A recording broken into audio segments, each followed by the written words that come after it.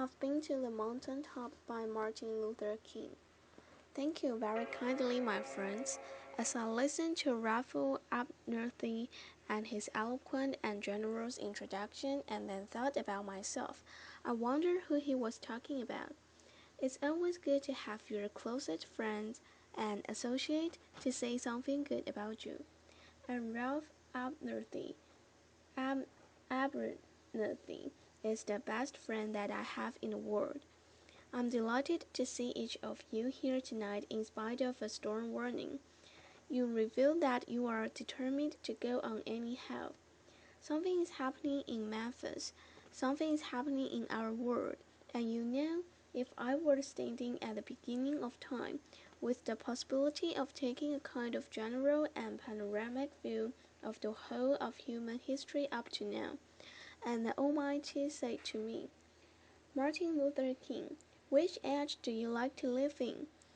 I would take my mental flight by Egypt, and I would watch God's children in their magnificent trek from the dark dungeons of Egypt through, or rather across the Red Sea, through the wilderness on toward the Promised Land. And in spite of its magnificence, I wouldn't stop there. I would move on by Greece and take my mind to Mount Olympus, and I would see Plato, Aristotle, Socrates, Euripides, and Aristophanes assembled around the Parthenon, and I would watch them around the Parthenon as they discussed the great and eternal issues of reality. But I wouldn't stop there. I would go on even to the great heyday of the Roman Empire, and I would see the developments around there, through various emperors and leaders. But I wouldn't stop there. I would even come up to the day of the Renaissance and get a quick picture of all that the Renaissance did for the cultural and aesthetic life of man. But I wouldn't stop there. I would even go by the way that the man for whom I'm named has had his habitat, and I would watch Martin Luther as he taped his 1905 letters on the door at the Church of Wittenberg. But I wouldn't stop there. I would come up on I would come on up even to 1863 and watch a vacillating president by the name of Abraham Lincoln finally come to the conclusion that he had to sign the Emancipation Proclamation. But I wouldn't stop there.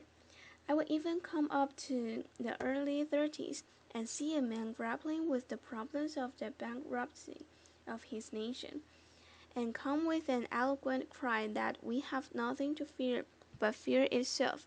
But I wouldn't stop there. Strangely enough, I would turn to the Almighty and say, if you follow me to live just a few years in the second half of the 20th century, I will be happy. Now that's a strange statement to make, because the world is all messed up. The nation is sick. Trouble is in the land, confusion all around. That's a strange statement. But I know somehow that only when it is dark enough can you see the stars. And I see God working in this period of the 20th century in a way that men, in some strange way, are responding. Something is happening in our world.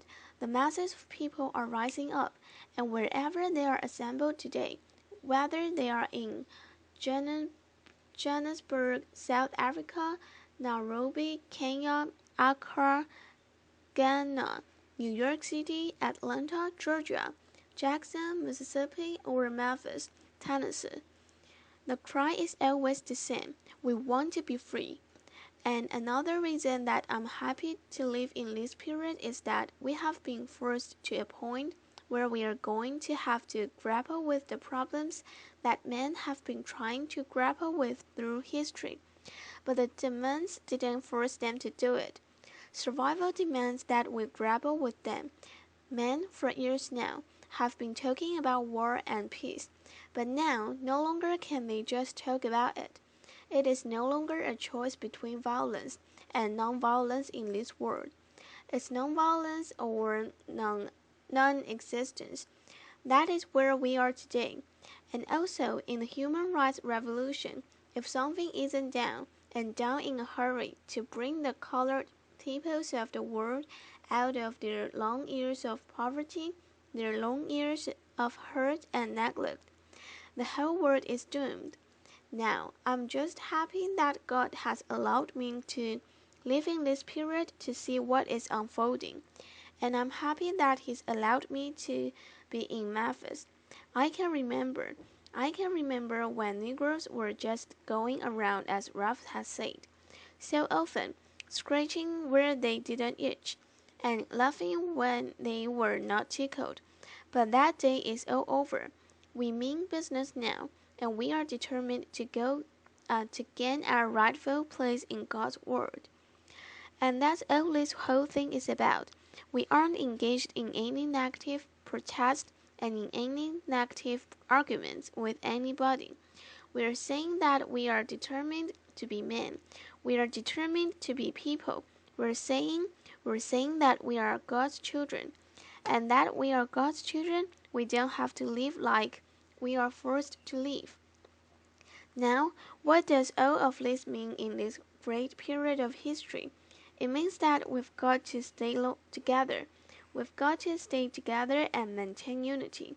You know, whenever Pharaoh wanted to prolong the period of slavery in Egypt, he had a favorite formula for doing it. What was that? He kept the slaves fighting among themselves.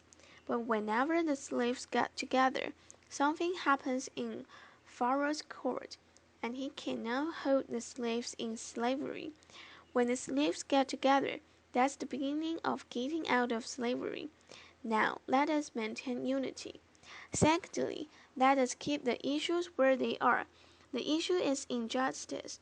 The issue is the refusal of Memphis to be fair and honest in its dealings with its public servants, who happen to be sanitation workers. Now, we've got to keep attention on that. That's always the problem with a little violence. You know what happened the other day, and the press dealt only with the window breaking. I read the articles.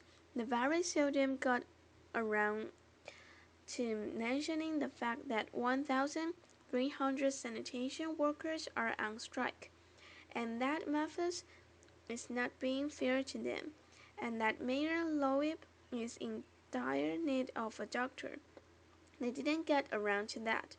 Now we're going to march again, and we've got to march again in order to put the issue where it is supposed to be, and force everybody to see that there are 1,300 of God's children here suffering, sometimes going hungry, going through dark and dreary nights, wondering how this thing is going to come out. That's the issue, and we've got to say to the nation, we know how it's coming out, for when people get caught up with that which is right and they are willing to sacrifice for it, there is no stopping point short of victory.